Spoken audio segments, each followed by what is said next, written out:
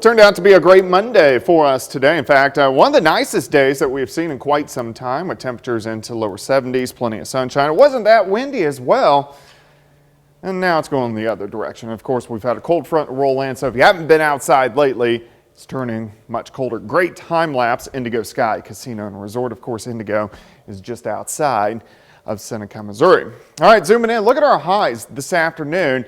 We're going to stop at like 4:30. We had the front in our northern counties, but everybody mainly into the lower 70s during the afternoon. Watch that front slide through.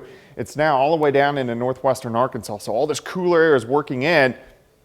You can see 30s northern counties, and then most of us north of I-44 into the 40s.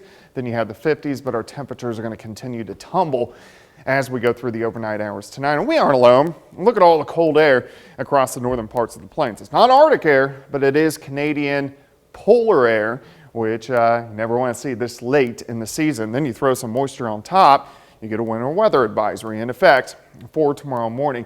This is mainly Fredonia, Neodesha, Parsons, Pittsburgh, Lamar, Lockwood, North. I still think everybody in the southern sector will have snow, but our northern counties have the best opportunity to get some slushy roads. Then right behind it, a freeze warning tomorrow night, a frost warning.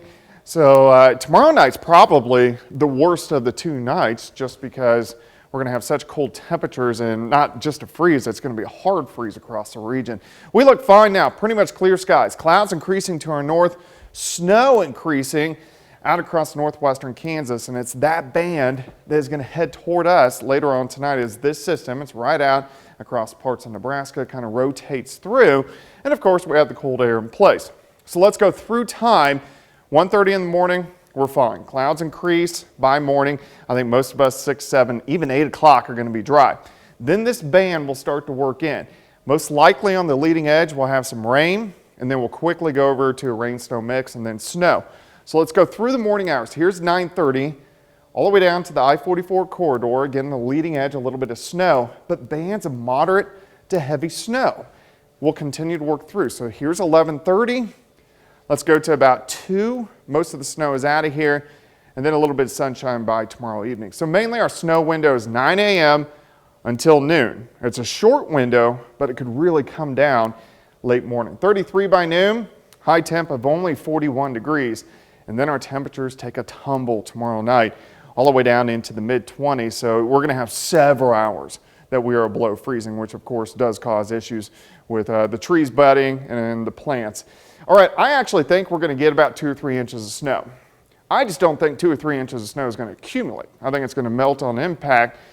If it comes down heavy enough, we may get an isolated 2 inches, but then it's going to melt real quick. So I'm going to say an inch or less for most of us, dusting to a ½ an inch in northeastern Oklahoma.